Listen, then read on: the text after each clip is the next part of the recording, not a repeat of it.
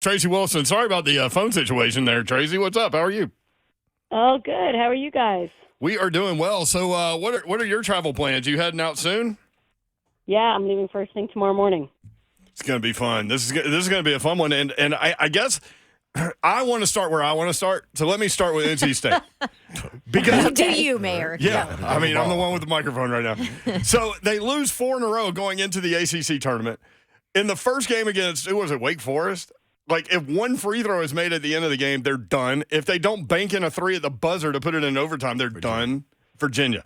And they were 4-10 in the previous 14 games. Now they've won 9 in a row. How great is that story? And now we get America's new favorite basketball player, DJ Burns. It is. It's an incredible story, and it's been really fun to be alongside them, especially at the Sweet 16 and the Elite Eight, and getting to know DJ Burns and this NC State team. And they're just living in the moment, the why not us. I mean, they've come together at the perfect time. When you have these teams that, have a lot of transfers that come in and they have to learn to gel and come together and find some chemistry, it just takes them a little longer. And that's exactly what happened with this North Carolina State team. And so I think it's really fun to watch. I mean, Kevin Keatts has done a tremendous job. I love the story that, he was on the hot seat, like you said. If Virginia made that free throw, or if, Michael O'Connell didn't hit that 3, Kevin Keatts probably out of a job. And that's incredible. And because they won the ACC championship, it triggered a 2-year extension in his contract, which is even crazier. I mean, so now the guy's he's good. And he got some bonuses to go along with it. And, just a great story, and the parallels between that one and the 1983 championship team where, they were not expected to go far and win it either. There's just great storylines with that team. Tracy Wolfson with us on 3HL. So they match up with Purdue, and you get DJ Burns, who, if people haven't seen him, basically he just backs his way down the lane and then shoots that lefty hook, or he passes well too. But we were talking while we were trying to get you on.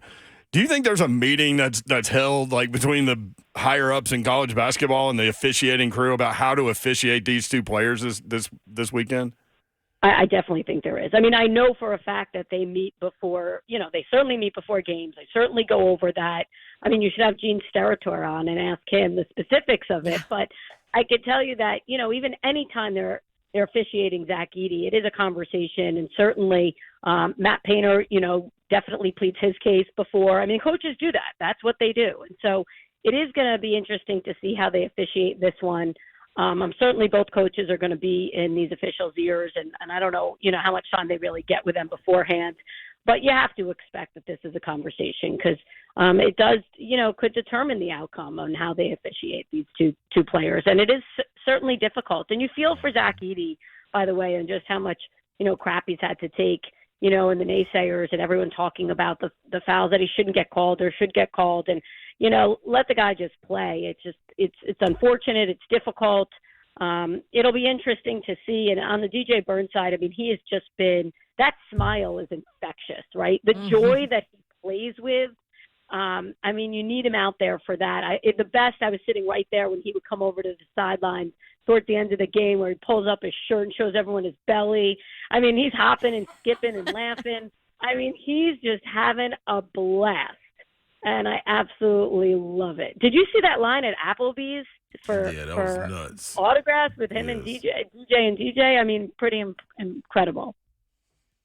So how do you think that one plays out? They're the stories, right? What do you think is going to be the key? Yeah, it is how you officiate it, but it's also how they try and I think NC State has not, they have not seen a Zach Edey, right? Right. So how do you defend him? Are you going to double him? Probably not. Who are you going to put him on? You're probably not going to put DJ on him because then DJ could very well foul out of the game. How do you handle DJ? That's a great point. And the reason why Duke did not double him was because they didn't want him to pass it out for a 3, which he's so good at doing. So he kicks it right back out, which Edey's very good at doing too, but so is DJ. So you don't want to give up the 3s either. So I think you play him one-on-one, and I think what happens is I think NC State is going to play him with either Diarra or Middlebrooks, or they could pull. They have one other guy, I think, off the bench that they can use, and just hope to contain him as much as possible, and then keep these guards from shooting threes. I mean, that's really the only way you're going to be able to have a chance against Purdue. And so it will be interesting how they do that. I do not see them doubling, and I do not see it being DJ Burns on Zach Edey. That's just my guess. Love it. Great points. Tracy Wolfson with us from CBS Sports, at Tracy Wolfson, the Wolf. Man, so much to dive into with that right there. But that's a great breakdown. That was a terrific breakdown. You look on the opposite side of it and what you got with UConn. You got starters as far as can be interchangeable. The way the league's going right now, if you were to say NBA prospects, I would point at Castle and Klingman.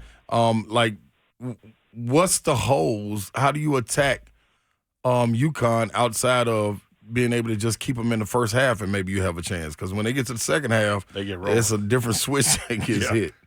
I have no idea. Honestly, I saw this team against Seton Hall at the final regular season game at home, senior night. Mm-hmm. And then I saw the team in the first two rounds of the tournament. And then certainly seeing them just, from afar and what they did in the Elite Eight at Sweet 16. I mean, they don't have any holes. They're bulletproof, which is what, Dan Hurley said. And maybe unless he decides to wear different underwear, maybe they'll have a shot. But get rid of the Dragons.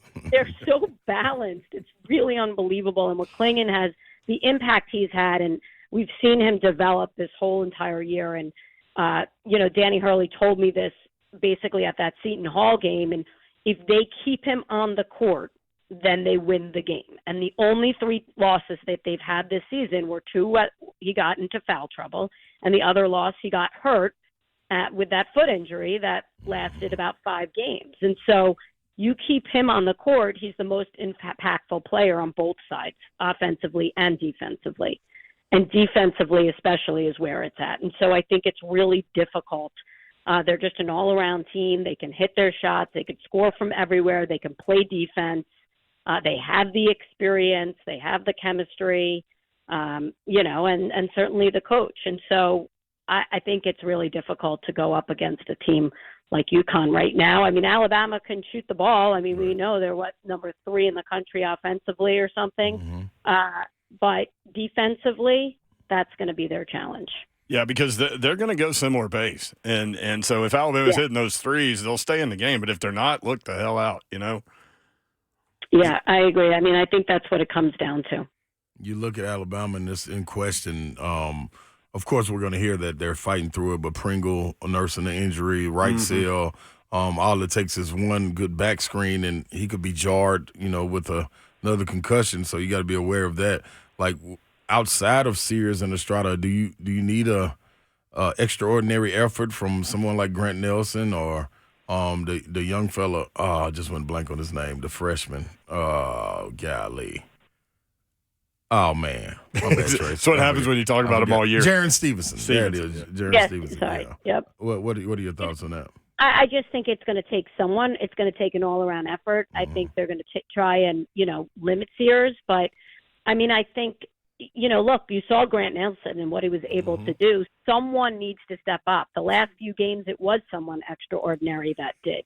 Yep. And so I think it's, it's going to need a total team effort.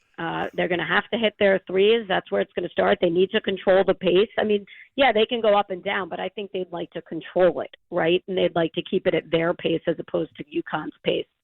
And how they match up with Klingman and what happens there. And so I think, that's what Nate Oates and the job that he's done just has been tremendous. I love the storyline between these two coaches.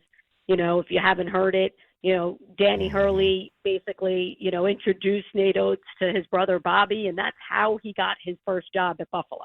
Yeah. I mean, it's a great storyline there. I just think, defensively, they're overmatched against this Connecticut team. Totally agree. Trace, I got to ask you, like when I played, I always had to have my headband. And without it, I felt like I was going to pick up fouls. I was going to miss shots. you, in a sense, you've been without your headband. Like, how is it without Nance right there? I know you got a great team, but how's it without having your guy right there with you? Yeah, and he might be listening right now, so be careful. Are you kidding? We love Nance. We thought we'd have a chance to have him maybe a guest appearance if we had Houston, if they had won that game. He couldn't make it to the Friday game. He told us he was going to make it to the Sunday game. We had Romo in the house. Yep. So I would have had the whole crew there. Right. Tracy, do you remember doing this? Hit it, honey. We keep everything. I love it. We're like an old wife. I love it. That's awesome. Hey, have fun. Yeah, it's been fun, though. Thank you so much. Have fun in Arizona. I appreciate it, guys. Have a good one. There she is, Keep the wolf. killing it.